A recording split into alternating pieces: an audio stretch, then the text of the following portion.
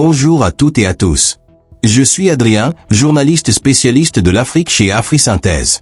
Bienvenue sur notre chaîne dédiée à l'analyse, à l'actualité et à la vulgarisation des grands enjeux africains, toujours avec la rigueur du terrain et des faits réels. Avant de commencer, pensez à vous abonner à la chaîne, à liker cette vidéo et à activer la cloche pour ne rien manquer de nos analyses exclusives sur l'actualité politique du continent. Chacun de vos partages et commentaires est un soutien précieux pour garantir une information indépendante et engagée. Aujourd'hui, zoom sur le séisme politique qui secoue la Côte d'Ivoire, l'arrestation de Damana Picas, bras droit historique de Laurent Gbagbo. Plongé au cœur des accusations, des réactions et des enjeux d'une tempête politique ivoirienne. Damana Adia Picas n'est pas un inconnu en Côte d'Ivoire. Vice-président du PPACI, le Parti des peuples africains Côte d'Ivoire, il est un fidèle parmi les fidèles de Laurent Gbagbo, dont il partage l'idéologie depuis des décennies. Picas s'est forgé une réputation d'homme de terrain, intransigeant sur les idéaux du parti, souvent en première ligne des manifestations et des stratégies de mobilisation. Adulé par certains, critiqué par d'autres, il incarne une certaine, elle dure, de l'opposition ivoirienne. Ses prises de parole sont souvent décapantes, à l'image de la vidéo du 16 octobre où il appelait la population ivoirienne à se lever pour revendiquer un processus électoral transparent et l'arrêt de ce qu'il qualifiait de dérive autoritaire du pouvoir. Le 4 novembre 2025, la nouvelle tombe. Damana Picas est arrêté par les forces de l'ordre à Bingerville, dans la périphérie d'Abidjan. Selon le procureur de la République, Oumar Bramankone, l'opposant est soupçonné d'appel à l'insurrection populaire et au renversement des institutions. Il est placardé comme symbole d'un complot contre la stabilité du pays, en lien direct avec ses discours et vidéos diffusés sur les réseaux sociaux dans les jours précédant la présidentielle du 25 octobre. La justice l'inculpe pour appel à l'insurrection, complot contre l'autorité de l'État, atteinte aux opérations électorales, assassinat dans le cadre des violences lors des manifestations, participation à un mouvement insurrectionnel et, nouveauté lourde et polémique, acte terroriste.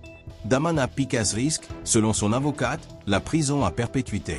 Son parti dénonce un procès politique et fustige une tentative d'intimider l'opposition dans un contexte où les tensions sont déjà exacerbées à l'approche des élections législatives prévues, elles, le 27 décembre prochain. Le contexte de son arrestation est explosif. Depuis l'invalidation, par le Conseil constitutionnel, des candidatures de Laurent Gbagbo et de Tidjane Thiam à la présidentielle du 25 octobre, les deux grandes forces d'opposition, le PPACI et le PDCI, organisent des actions de terrain, pointant ce qu'elles qualifient de mascarade électorale et demandant le report du vote pour des raisons de transparence et de sécurité. Le pouvoir réplique par des interdictions de manifester et une forte présence policière. La marche du 11 octobre, interdite puis violemment dispersée, symbolise cette crispation du pouvoir. Malgré tout, quelques centaines de manifestants se risquent dans les rues d'Abidjan. La répression est immédiate, gaz lacrymogène, arrestations et même morts, selon les bilans officiels, 11 morts, et ceux de l'opposition, 27 morts. Le PPACI exige la libération immédiate de Damana Picas. Il multiplie les déclarations sur un climat des oppressions judiciaires, dénonçant des accusations creuses et surabondantes. Le PDCI dit craindre que d'autres figures soient dans le viseur et que la répression vise à inhabiliter l'opposition dans la perspective des législatives dont Ouattara est le grand favori. Des organisations africaines et internationales de défense des droits de l'homme commencent à s'inquiéter, mettant en garde contre un retour de la politique de la terreur dans la gestion du pouvoir en Côte d'Ivoire. L'arrestation de Damana Picas n'est pas juste une histoire individuelle.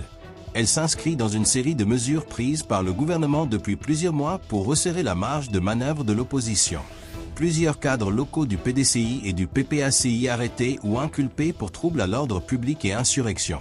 Interdiction de la quasi-totalité des manifestations, marches pacifiques ou rassemblements politiques jusqu'au 17 décembre par décision du Conseil national de sécurité. La rédaction de la chaîne AfriSynthèse s'est efforcée d'analyser la rhétorique du pouvoir. Alassane Ouattara, fort d'une réélection à près de 90% scruté avec scepticisme par une partie de la communauté internationale et rejeté fermement par toutes les forces d'opposition, avance une logique de préserver la paix et la sécurité du pays. Mais pour ce contradicteur, il s'agit avant tout de museler toute voix discordante et de verrouiller la vie politique nationale avant d'autres échéances électorales. Des Ivoiriens témoignent sous couvert d'anonymat. J'ai peur pour mes enfants, on ne sait plus à qui faire confiance. La politique, aujourd'hui, c'est la prison ou l'exil. Damana incarne nos espoirs de changement. Mais on ne pourra jamais changer ce pays par la force. On risque, un jour, de tous perdre notre droit à la parole si on laisse faire. La Côte d'Ivoire n'en est malheureusement pas à sa première crise politique majeure. Depuis 2011, date de la fin de la crise post-électorale ayant opposé Gbagbo et Ouattara, la réconciliation demeure fragile. De nombreux analystes craignent aujourd'hui que l'histoire ne se répète, faute d'un dialogue franc et de garanties de pluralisme démocratique. Deux scénarios se dessinent. Durcissement du pouvoir. Maintien ou aggravation de la répression, inéligibilité de l'opposition forte, boycott ou marginalisation de pans entiers de la société civile, comme le prouve la non-participation du PPACI aux législatives. Dialogue limité, politisation de la justice. Retournement et dialogue inclusif. Sous pressions internes et externes, le pouvoir pourrait assouplir sa position, libérer des leaders et engager un vrai dialogue national pour éviter des explosions de violence à court ou moyen terme. Le 27 décembre 2025, les Ivoiriens sont appelés à voter pour renouveler l'Assemblée nationale. Mais le PPACI a annoncé officiellement qu'il boycotterait le scrutin, revendiquant l'absence de conditions pour une compétition électorale loyale.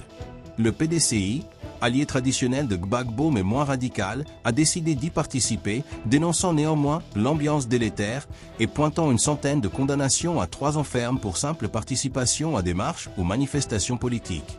Au total, la Côte d'Ivoire se retrouve dans une configuration hybride. Scrutin législatif dont une des principales forces politiques sera absente, climat de suspicion généralisé et société civile partagée entre résignation, peur et ténacité. Merci d'avoir suivi ce décryptage sur Afrizint. Je suis Adrien, journaliste depuis 18 ans, passionné par la quête d'une information juste et accessible et profondément attaché à l'évolution démocratique du continent africain. Si cette analyse vous a apporté de la clarté sur la situation en Côte d'Ivoire, abonnez-vous, likez et partagez autour de vous. Activez la cloche pour recevoir nos prochaines analyses exclusives, toujours avec objectivité, rigueur et respect des faits. Vos commentaires enrichissent le débat et nous permettent d'avancer, ensemble, vers une Afrique mieux informée et plus unie. Merci pour votre confiance et à très bientôt sur Afrisynthèse.